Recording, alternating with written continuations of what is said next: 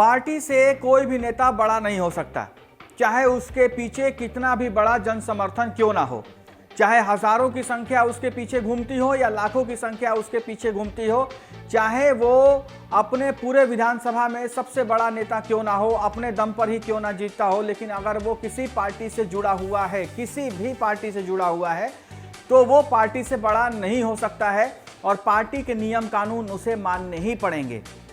वो बार बार अगर अपने सरकार के खिलाफ, पार्टी के खिलाफ बोलता है तो पार्टी कई बार समझाती है, उसे बुलाती है, उसकी बात को सुनती है, गिले शिकवों को दूर करने की कोशिश करती है, लेकिन अगर ना माने तो फिर अनुशासनात्मक कार्रवाई भी हो जाती है। कई बार पार्टी से बाहर भी निकाल दिया जाता है, कई बार समझाने के बाद ये प्रक्रिया की जाती है।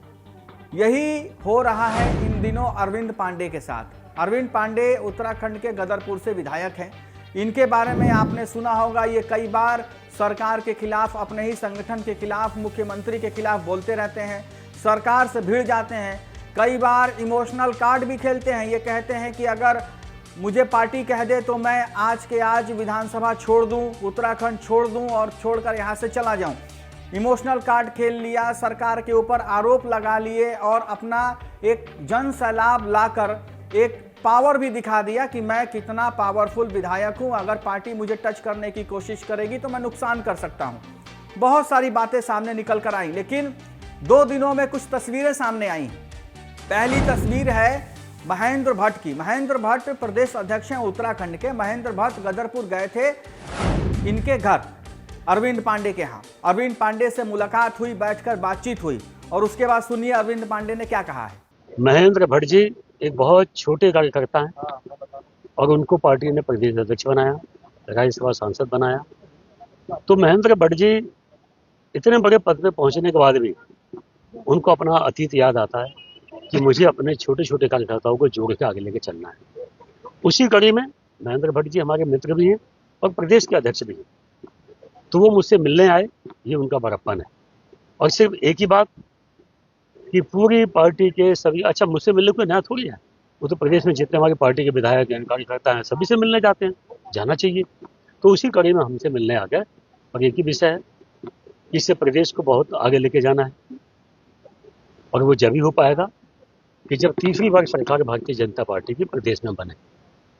तो हम सब लोगों ने मिलजुल के इसे प्रदेश में काम करना है और मोदी जी को, भारत माता को विश्व गुरु बनाने के लिए हम लोगों को मिलजुल के मोदी जी को मजबूत करना, उनको प्रधानमंत्री बारंबार बनाना है ताकि हिंदुस्तान विश्व गुरु बन सके। अब आप सुन लिए अरविंद पांडे की जो बोलचाल है, जो उनकी भाषा है और जो उनके शब्द हैं वो बदल चुके हैं, यानी कि तेवर नरम हो गए। अरविंद पांडे जिस तरीके से सरकार और संगठन को लेकर दहाड़ते थे, सरकार और संगठन के ऊपर आरोप लगा रहे थे और खुद को इनोसेंट साबित करने में लगे थे, आज वो बिल्कुल शांत दिखाई दे रहे हैं, बिल्कुल पार्टी के लाइन पर चलने की बात कर रहे हैं और ये कह रहे हैं कि जो पार्टी कह रही है, जो पार्टी तय करेगी वही हम करेंगे।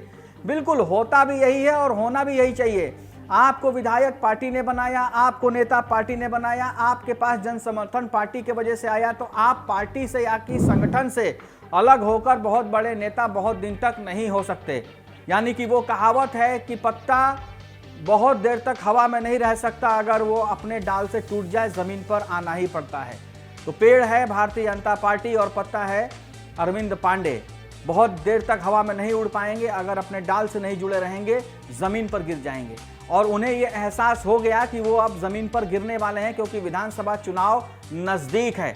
पार्टी से लड़कर या सरकार से लड़कर या मुख्यमंत्री से लड़कर बहुत लंबा नहीं चला जा सकता। हो सकता है ये किसी के बहकावे में आए हों, क्योंकि अपने ही पार्टी के अंदर, अपने ही पार्टी के लोगों को सरकार और पार्टी के खिलाफ भड़काने की जो एक मुहिम चल रही है बहुत बड़े स्तर पर, वो भी दिखाई देती है।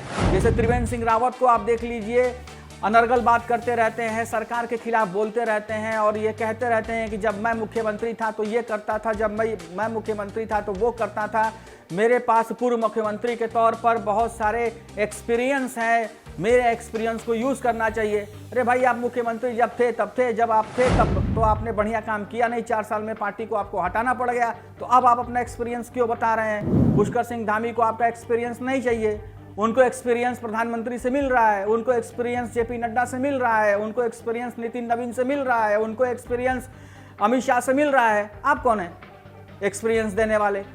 और दूसरे एक सबसे बड़े नेता, राष्ट्रीय स्तर के नेता अनिल बलूनी जी हैं।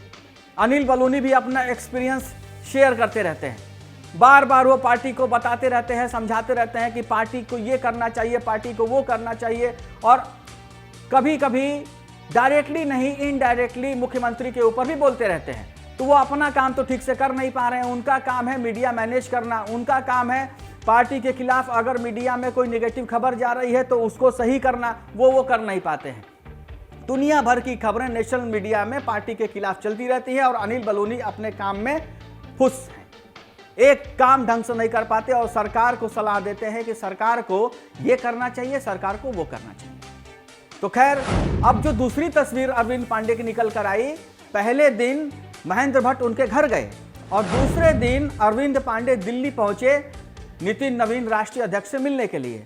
यानी कि देखिए, राजनीति में कोई भी तस्वीर ऐसे ही नहीं बोलती, तस्वीरें बोलती हैं।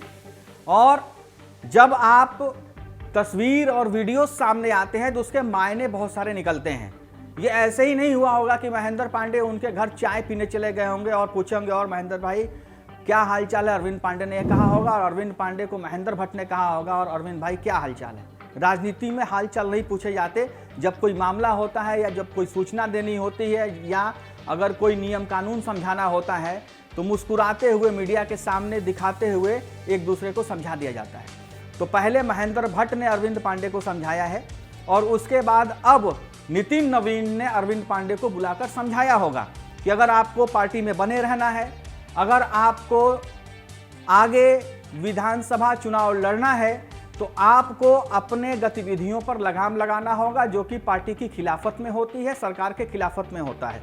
आपको अपने जबान पर भी लगाम लगाना होगा, अपने शब्दों पर लगाम लगाना होगा और सरकार के साथ मिलकर चलना होगा, क्योंकि पुष्कर सिंह धामी मुख्यमंत्री थे, हैं और रहेंगे। ये बात जेपी नड्डा ने भी क्लियर कर दी है और यही बात अमित शाह ने भी क्लियर कर दी है। तो अब इसमें कोई दो राय नहीं है, कोई संशय नहीं है, कोई शंका नहीं है कि मुख्यमंत्री पुष्कर सिंह धामी की जगह अनिल बलूनी मुख्यमंत्री बन जाएंगे, या फिर से त्रिवेंद्र सिंह रावत को मुख्यमंत्री बना दिया जाएगा, या धन सिंह रावत को मुख्यमंत्री बना दिया जाएगा, या हो सकता है अरविंद पांडे को ही मुख्यमंत्री बना दिया जाए।